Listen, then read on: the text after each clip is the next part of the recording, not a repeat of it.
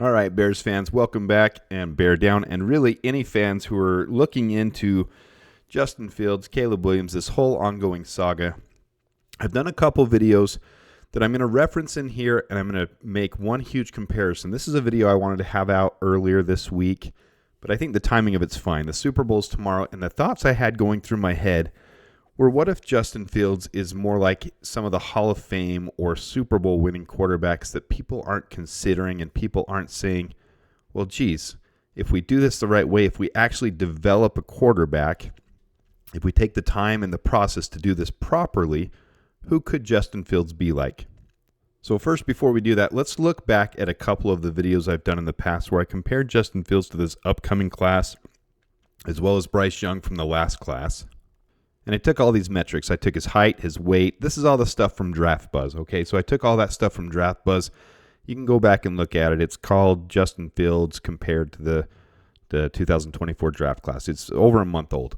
But I took all these things. I took his release speed, his short pass, his medium pass, long pass, rush, scramble, his grade from ESPN, 24/7 Sports, Rivals.com, and I compared them against all of the other quarterbacks in that class and gave it a point scale, and this is how they ended up grading out. Justin Fields got the most points, 47 points. Jaden Daniels next, then Bryce Young, then Drake May, then Caleb Williams.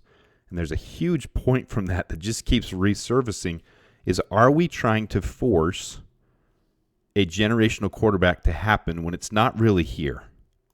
Are we trying to say Bryce Young is generational because we haven't had one for a while? We haven't had a Pat Mahomes come out. Are we trying to say Caleb Williams and Drake May are generational because we're trying to force that issue? That's kind of the media's narrative and job every year, is try to say who's going to be that next guy, who's going to be the guy that turns around a franchise, who's going to be the guy that makes their team go from decimation to elite greatness. But really, you look at this guy, and he had all the both tangibles and intangibles that you need from a quarterback to be in the NFL, including his size, his height and his weight, his 40 time, his passing ability, his release speed, his rush and scramble drills. Now, you can say whatever you want since he's come to the NFL, but that's our job. That's the scout's job. That's the GM's job to say, well, why? Why hasn't it translated into the NFL? And there's a lot of different areas you can go with that. Well, number one, let's look. Justin Fields really only played less than 2 seasons of college football. So he's very inexperienced, and that was one of the biggest knocks. I don't think a lot of people realize that when we look at the draft and we look at things happening. Why was he considered a clear and consensus number 2, and then as the combine went on and different things happened, why did he drop? Why did the Bears trade up and steal him at 11 when he wasn't supposed to drop down that far? And the biggest if you go back and look, the biggest overwhelming reason is there was 2 things, which is funny when you think about Caleb Williams. Number one, they felt that Ohio State's schedule was super weak and he didn't play elite competition. Combine that with him having less than 2 years worth of starting, made them feel like he was too developmental. Okay? Think about that for 2 seconds. He's too developmental. Okay, so Ryan Pace, who I openly have lauded on here, and I have said he was a detriment to this team, mostly because of the salary cap, okay? But I have said the one thing I really love that he did was trading it up to get Justin Fields. But you have to know, he knew that Justin Fields was developmental. When Ryan Poles came in and took over, his whole objective was to rebuild this team the proper way, to build it to be sustained long term.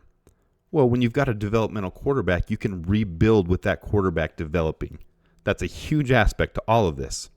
Okay, so back to this sheet that I just keep showing over and over again because I don't think people have seen it. And this is a video that I really feel like people need to see because there's going to be some stuff in here that you're going to be like, well, yep, okay. Okay, Justin Fields is a developmental quarterback.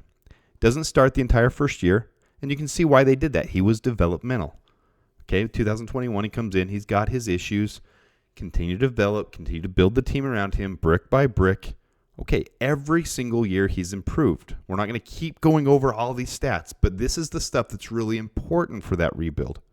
Is he improving in the areas that he needs to improve in? And these are the areas he needs to improve in. And yes, the answer is yes, he's been doing that. Does he have other areas that are hindering him? Yes, we've talked about the line. I showed this in another video, and this was quite surprising to a lot of people. And so I'm going to put it back up here again. The drop percentage by his receivers and tight ends and running backs, it's not normal. It's a very high rate. So this team is in the middle of a rebuild. DJ Moore was huge for last year's trade because he is an elite receiver. He's a true number one receiver. That's what we need. We need receivers that can bring the best out of our quarterback. And I'm so sick of the Justin Fields haters that say, okay, well, Justin Fields has to have the number one in every position. He has to have the number one. Like, no, he needs to have the same thing every other quarterback has to succeed. He needs to have at least an average or better line that's not getting him pressured more than any other quarterback in the NFL every year for his first 3 years. He needs to be able to have time to process it and time to be able to have receivers that catch the ball and don't drop the ball. The same as everyone else. I'm not saying he has to have more. He doesn't have to have extra to be able to succeed. He needs to have the same as everybody else. On top of that, there's a huge disadvantage he's had, and other people are pointing that out. Even your analysts are pointing that out, that he's had different offensive coordinators. Okay, so what's different with him having a new one coming in? Well, we're finally going to have one that actually knows what the crap he's doing. We're going to have an elite one. And I'm going to spoil something here. What was the big difference with Troy Aikman with his turnaround? He got Norv Turner as a quarterback coach and as an offensive coordinator who took them to 3 Super Bowls in 4 years. That's huge. You have to have the right people calling the plays and being able to build up a developmental quarterback, which is exactly what Justin Fields is. We've shown that on here. He is a developmental quarterback. He is not your plug and play, win the Super Bowl in year 1, but is he someone that you give up on because he's developing and because he's becoming elite? The answer is no. And here's why. What if Justin Fields is more like one of these two guys? And that's a huge comparison. I get that. That is lofty. And he may never get to their status. But it's a lot more similar than you might realize that he's like one of these two guys. Troy Aikman came into the NFL as the number 1 overall draft pick, so he is different than Justin Fields. Justin Fields wasn't the highest touted in his class. And Troy Aikman was a better prospect than Justin Fields. But Troy Aikman came to an absolutely terrible situation similar to what Justin Fields came to. You can see his first year in 1989, they had a 0-11 record where he ended up getting benched. Second year, 7-8. The big difference was Norv Turner came in, and then he started to have that turnaround, but the same thing, developmental. Look at a lot of the stats here in what you see in Troy Aikman. And no, I'm not saying that they're identical. They're very different style, and they're very different type of quarterbacks, but not completely different. Very similar size and makeup. Okay, so look at the completion percentage those first couple of years, 52.9, 56.6. The yards, never over 3,000 those first 3 years. But this is straight from Wikipedia. I'm not going to read that thing up there for you guys, but that is from Wikipedia, and it's on Norv Turner's bio, and it gives a little bit about Norv Turner. He was credited with changing Troy Aikman completely and turning him into an NFL superstar, into a Hall of Famer.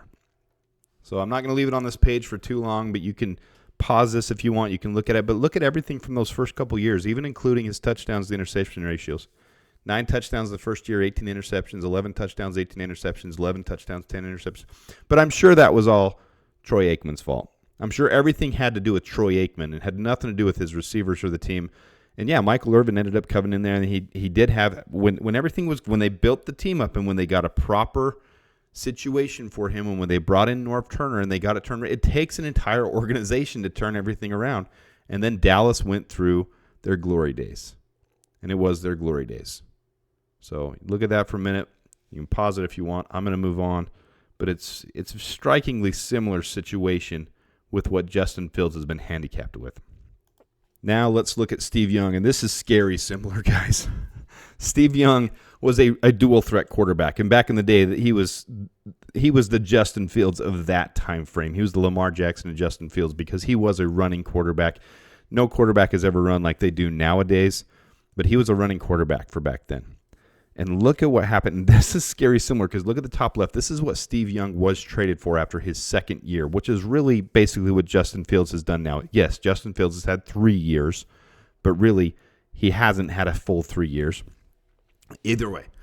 So Steve Young was traded to the San Francisco 49ers for the 1988 second-round pick and the fourth-round pick, a week before the season began. Okay, and he came in because Joe Montana was getting older. I believe, don't hold me to the fire, I'm not going to pause to double-check this one, but I think Joe Montana was 31 when Steve Young came over.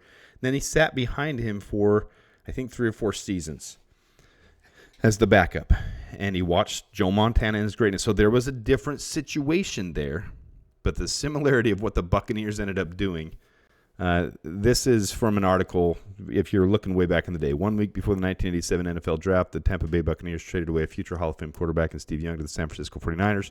This allowed one franchise to maintain their run of dominance, which they had under Joe Montana, and another their run of mediocrity. We'll let you guess which is which. Now, is that not the typical Bears thing to do? When people say, well, that's a Bears thing to do, that would be a Bears thing to do, to trade away Justin Fields for a second and fourth round pick to the Pittsburgh Steelers, who make the playoffs year after year after year. They always find a way to make the playoffs. Steelers are just a little bit away. Hey, we have had amazing quarterback for years, and now for a couple years we struggle.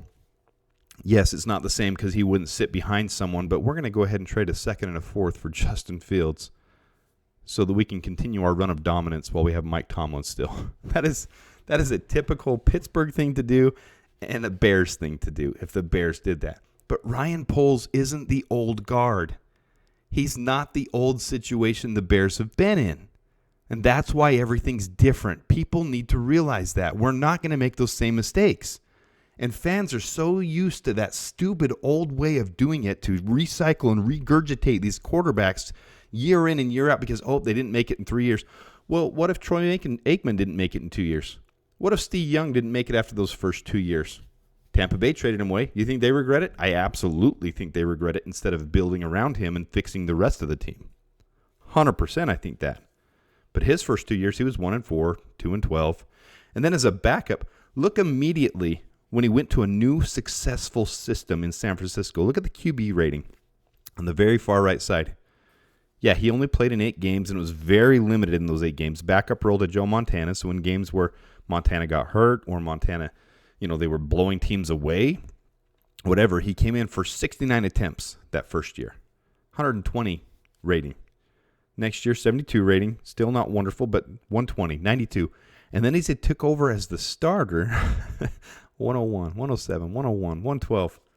I mean, guys, why are we so impatient to give up on talented quarterbacks that show progression every single year when that's what Poles has said they're looking for out of Fields? They've said this is exactly what they want to see: improvement and progression. And every single area that matters is where he's improved. He's doing it. He's doing exactly what they wanted, and that's why Poles isn't moving on from him. So what if, taking that in mind, those metrics that are improving, what if he is more like one of these two guys? Are we going to make the mistake that the Tampa Bay Buccaneers did and trade away Justin Fields for a second and fourth rounder? Or are we going to make the success that the Dallas Cowboys did and hire a new offensive coordinator and a new quarterbacks coach to come in, which is exactly what they've done? And fans dismiss it. Oh, they're bringing in Shane Waldron because they want to have him develop a new quarterback. Well, do you think Norv Turner did that when he came in? Norv Turner came in knowing what he had in Troy Aikman. And that's exactly what's happening with Shane Waldron. He's done it with Geno Smith. He's shown that he can do that. So in part of his interview process, he says to the Bears, I love, and the same thing you're hearing, but people twist it to their agenda. Oh, this team and this team, the Seahawks and the Steelers and the Falcons and the Broncos, they all want Justin Fields because they see in him what he is. Well, you don't think Shane Waldron sat down in his interview and said, yeah, you can bring in a young quarterback to develop, but do that behind this guy because I see what he is. I've done it with Geno Smith, and Justin Fields is twice as talented as Geno Smith is. He has twice the arm, twice the accuracy. He has it inside of him, and I can develop him. I guarantee you that was part of that interview process. And that's where we sit today. We're not going to make mistakes of the Tampa Bay Buccaneers back in 1988.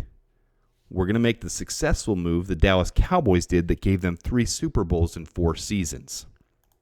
You stack these up side by side, and you say, what if, and we did this with Caleb Williams. This isn't the focus of Caleb Williams, but we did this with Caleb Williams. What if he's more like Baker Mayfield?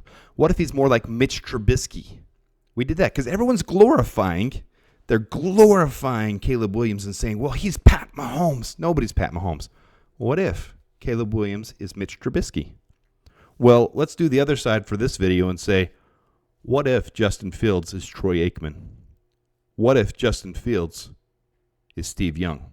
Then what? Then are you guys happy with us moving on from Justin Fields? You want the Pittsburgh Steelers to go to multiple Super Bowls with this 24-year-old kid who's just getting started, who's just starting to ascend to his greatness?